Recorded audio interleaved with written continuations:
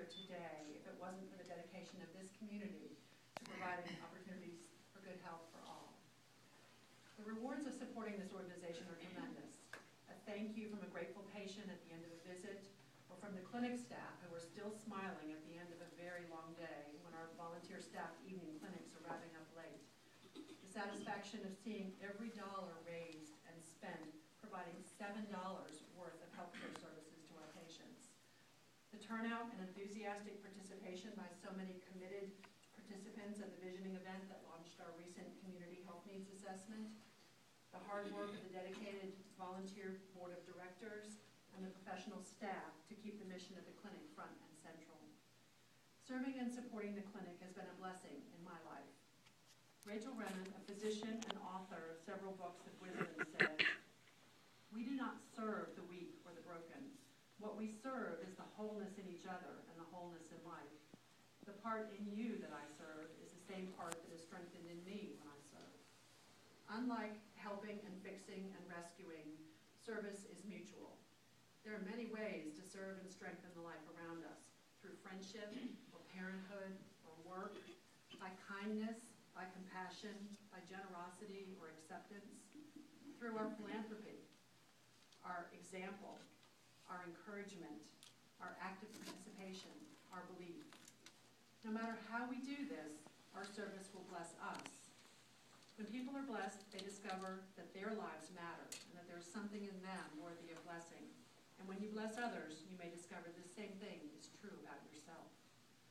The leaders of the Free Clinic have been visionary in recognizing that good health is not just about access to professional medical services, but it's also about affordable prescription medication, dental and eye care services, health and nutrition education, emotional support to help cope with what life throws at you, connection to other community resources, and referral for specialty care when it's needed.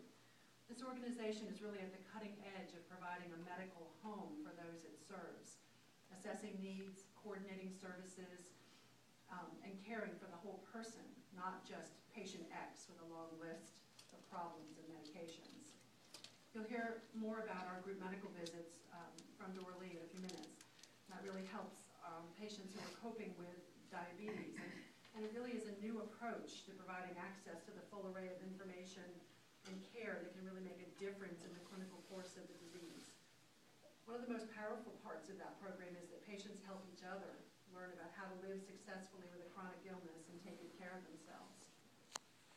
The scope of clinical services at the Free Clinic, from general medical and women's preventive health services to dental and vision care and mental health services, is really unsurpassed by any other charitable care organization in Virginia. We have something very special here. Continuing those services will mean finding creative ways to meet all sorts of challenges. The challenge of increased demand for services during this economic recession, the challenge of fewer grant opportunities and tougher competition for limited potential donations, the challenge of understanding healthcare reform and anticipating its uncertain impact on the clinic's future. The staff and board have been working together on a strategic planning process to successfully meet these challenges, and we need support from the community to achieve that goal. The need for financial support from donors won't go away as the Free Clinic transitions to the Rockbridge Area Health Center and expands access to services, just like the healthcare needs of the community won't go away with healthcare reform or economic recovery. There just aren't enough healthcare resources in our community to provide comprehensive care to everyone in the Rockbridge area.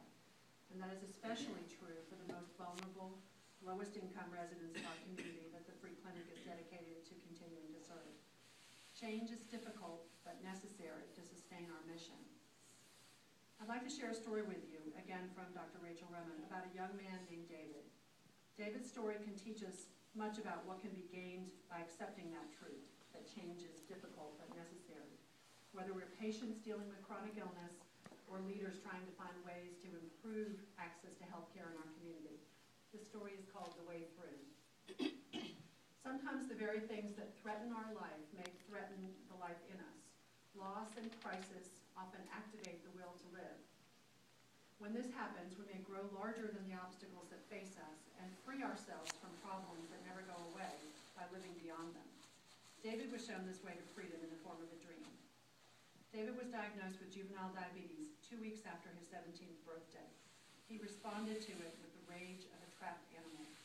Like an animal in a cage, he flung himself against the limitations of his disease, refusing to hold to a diet, forgetting to take his insulin, using his diabetes to hurt himself over and over. Fearing for his life, his parents insisted he come into therapy. He was reluctant, but he obeyed them.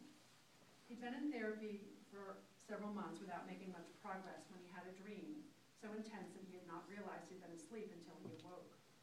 In his dream, he found himself sitting in an empty room without a ceiling, facing a small stone statue of the Buddha.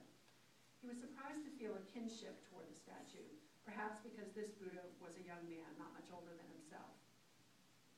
His face was very still and peaceful. The statue had an odd effect on David.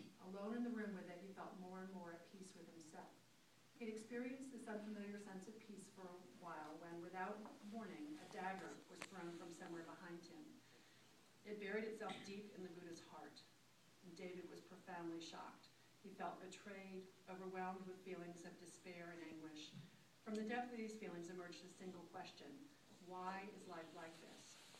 And then the statue began to grow, so slowly that at first he was not sure it was really happening.